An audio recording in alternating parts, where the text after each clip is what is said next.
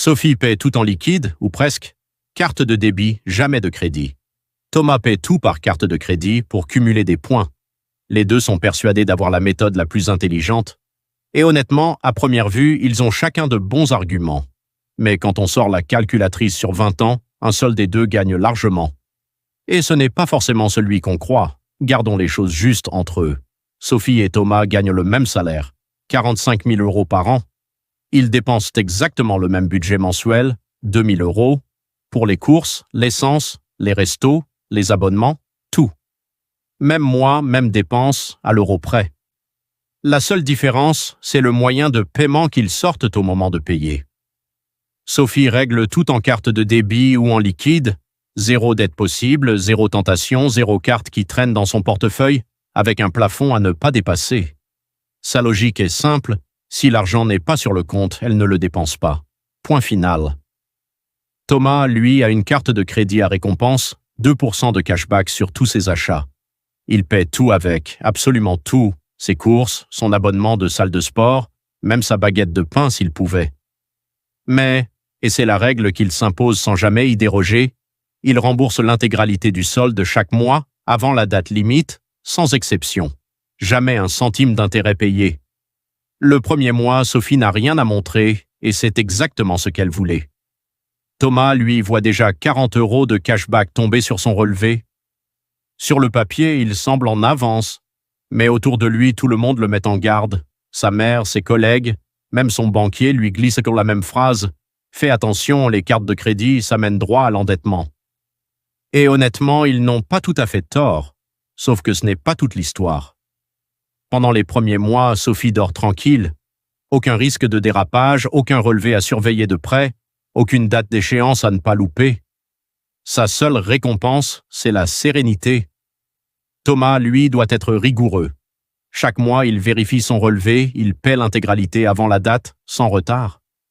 Parce que s'il loupe une seule échéance, le taux d'intérêt sur le solde restant grimpe généralement entre 18 et 22% par an.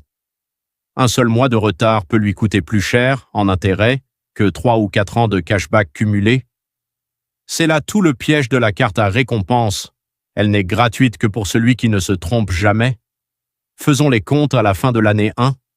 Sophie a dépensé 24 000 €. Zéro retour comme prévu, ce n'était pas son objectif. Thomas a dépensé exactement les mêmes 24 000 €. Même discipline budgétaire, aucun euro de plus sous prétexte qu'il gagnait des points. Résultat, 480 € de cashback, viré directement sur son épargne. Sur le papier, Thomas a déjà 480 € d'avance sur Sophie, pour un comportement de dépenses strictement identique. Mais voilà où ça se complique, et où beaucoup de gens se plantent. Ce calcul suppose que Thomas dépense exactement pareil que Sophie, ni plus ni moins. Et c'est là que plusieurs études sur le comportement d'achat sont plutôt éloquentes. Payer par carte réduit ce qu'on appelle la douleur du paiement. Sortir un billet de 50 €, ça se sent. Taper un code sur un terminal, beaucoup moins. Résultat, une bonne partie des gens qui passent à la carte de crédit finissent par dépenser 10 à 15% de plus qu'avant, sans même s'en rendre compte, simplement parce que payer est devenu indolore. Si Thomas tombe dans ce piège-là, ces 480 € de cashback sont ridicules à côté des 2 400 à 3 600 € de dépenses en trop qu'il aurait accumulées sur l'année. Ce que la publicité pour les cartes premium ne vous dit pas non plus, les frais annuels. Certaines cartes à fort pourcentage de cashback facturent 80 à 150 € par an, rien que pour les détenir. Les frais de change à l'étranger, souvent 2 à 3% sur chaque paiement hors zone euro, qui peuvent grignoter une bonne partie du cashback gagné pendant les vacances. Et l'impact sur le score de crédit si le taux d'utilisation de la carte, le rapport entre ce qu'on dépense et le plafond autorisé, dépasse 30%, ce qui peut compliquer un futur crédit immobilier, ironiquement. Je serais malhonnête si je ne parlais que des pièges de la carte.